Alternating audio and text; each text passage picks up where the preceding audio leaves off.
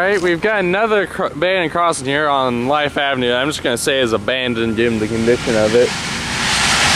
This is a Union Pacific install. It appears to be 90s with the mast lights reused from an older install. Don't know who have installed the older one. Possibly the ICG, I don't know. But the signals here were, the cantilevers at least were put up by Union Pacific, and it appears that they were from the 90s based on the overhead lights. So I'm going to wait for this guy to pass. And I'll show y'all here shortly why hey Al, the signals. But yeah, the signals here, I'll show you how I know this is Union Pacific install shortly. So here's the first cantilever signal. There, it looks like it's part of a car door right there. As you can see, it's a Harman cantilever. And then up here, we got a little data plate there. And as you can see, the customer is UP. There's no date manufacturer or anything, unfortunately, but yeah, that's how I know this was at least maintained by Union Pacific for a while. As you can see, the mast lights here are all Safetran 8-inch lights, which is why I suspect they could have possibly come, as you can see right there is the Safetran logo. That's why I suspect these could have come from a ICG install. Might have been here before. The overhead lights are all Harman 12 by 20 inch incandescent lights. As you can see right there, it says Harman. And as you can see, there's an incandescent lens in one of them. If it'll focus. Probably won't, but oh well. Yeah, incandescent lens up there. Here's both signals would have had bells, but they've long since been removed, of course.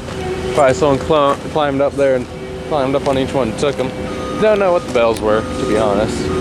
I might have to double check Street View and put it in the description if I can find out. But right there you can see it looks like there was once a bell up there.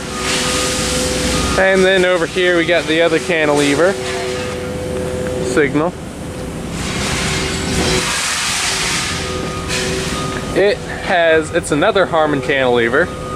And again, like the other one, right here's the data panel. As you can see, customer is Union Pacific. And right here we got, there's only 3 mast lights on this signal because the front left one right there was knocked off, as you can see.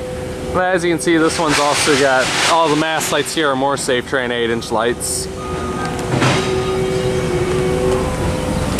It's also possible this is from a previous railroad from before you fixed, like maybe Mopac or something. I'd have to look up the history of this.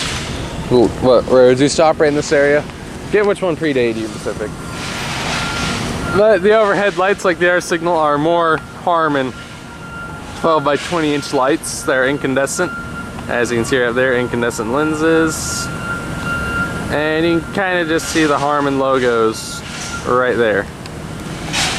Yeah, here's the back shot of this cantilever. Right over here is the relay case with a little antenna on top of it, surprisingly.